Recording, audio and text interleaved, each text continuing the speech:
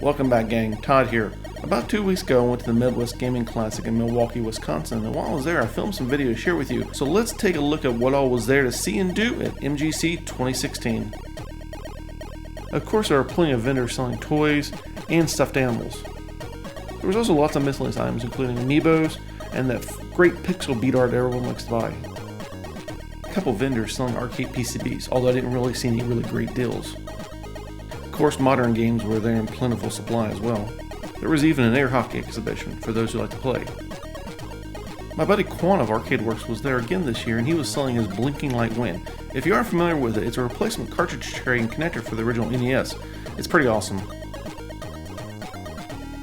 Quan was also selling his Omega consoleized MVS systems and had some MVS carts to sell as well. And he was the undisputed sticker king with like 20 feet of table space dedicated to them. Chris of Windy Gaming was present with plenty of import and domestic stuff for sale. He was even taking pre-orders on Candy Cab arcade cabinets. One of the most interesting things at the show was the appearance of the Clico Chameleon dev kit. Well, a fake prototype that was built as an elaborate troll by Neo Geo forum member Neo Turfmaster. He spent all of a week building this unit, and unlike Mike Kennedy's, this one actually works.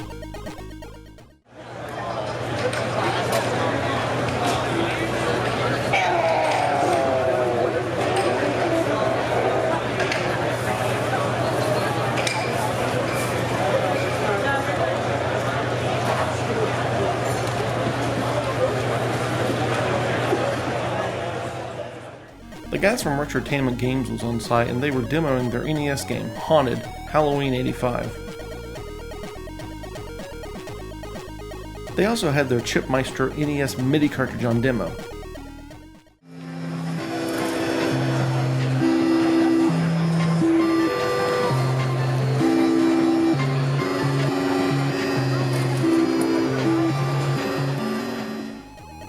Heading inside, the TurboFest tour crew was back with all sorts of PC Engine and TurboGrafx stuff.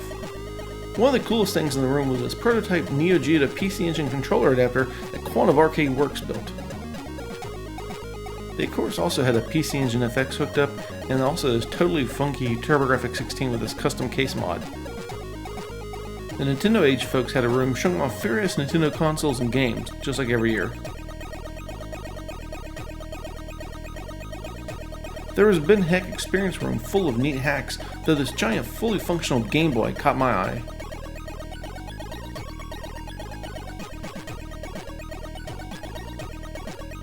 There was also a Pokemon room, but since I'm not 5 years old, I didn't bother to go in.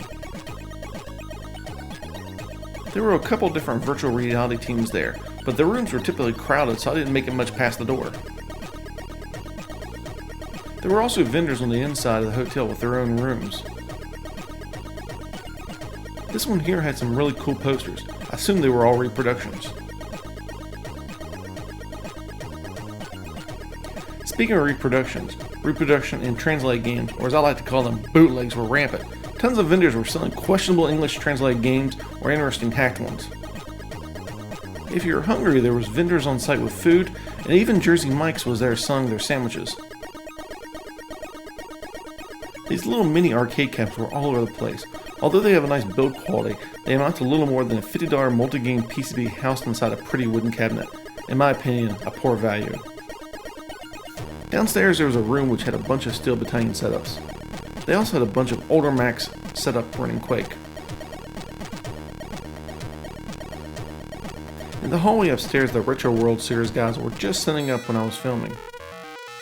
One of the most interesting things was that they were using XRGB2 upscalers hooked up via RGB from the Super Nintendos to the LCD monitors. There was a new magazine debuting at the show. It was called Little Player, and it is specifically aimed at children, and it only reviews games with the EC, E, or E10 rating. A little further down the hallway, there was a Fight Club area set up with different fighting games. A 13-year-old kicked my ass in Killer Instinct on the Xbox One. There was a really cool 25th anniversary Fatal Fury display showing up Fatal Fury Special running on pretty much every system it was ever ported to.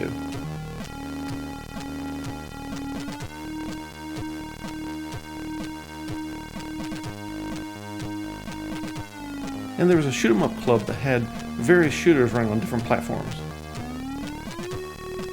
One One of my favorite areas was the Hall of Shame, showing off various consoles that failed at retail, although question why a CD32 was included. There was also a Tetris Championship area. And just outside the Computer Museum was a Nintendo Sony PlayStation prototype that's been making the rounds. Speaking of the Computer Museum, let's head in there. I would say they had the majority of the computers and video game systems from the 70s, 80s, 90s, and beyond on display for event goers to play with. Though I did notice some of the early Japanese machines like the NEC PC-88 and PC-99 missing, or maybe I just missed them as it was typically super crowded in the museum.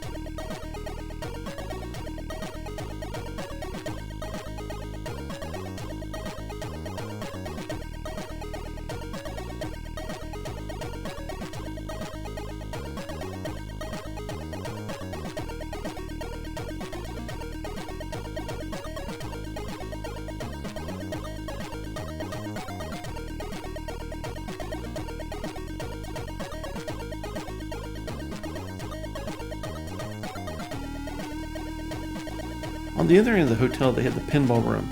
I'm not a huge pinball fan, so this didn't personally interest me much. I would say this was definitely one of the prime attractions for many goers at the event, as the room was super packed pretty much all the time. There was also a vendor just outside the pinball room selling all sorts of parts for fixing up pinball machines, so if you needed something, he probably had it. Back downstairs, Galloping Ghost Arcade was there with a bunch of their arcade games. I checked out quite a few of them, had a lot of fun in this room.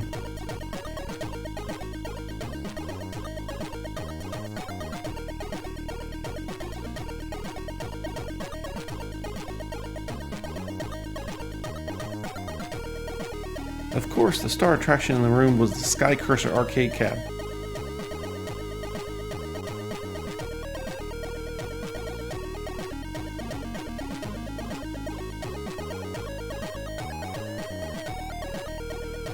One of the most important events of the weekend was the unveiling of an unknown prototype Neo Geo game. Neo Turfmaster of the Neo Geo forums purchased this last year, and after some recovery voodoo, he's able to get it up and running as it initially didn't work. Sadly, I left Saturday afternoon as I was feeling sick before he unveiled the game that evening, therefore I wasn't able to capture any video of this presentation. Well gang, that about wraps this one up. I hope you enjoyed this very brief glimpse of the Midwest Gaming Classic. This was just a small sample of what all goes on at it, and it was just my first time trying to film something like this, so I hope you enjoyed it. Thanks for watching, and as always, I'll see you in the next one.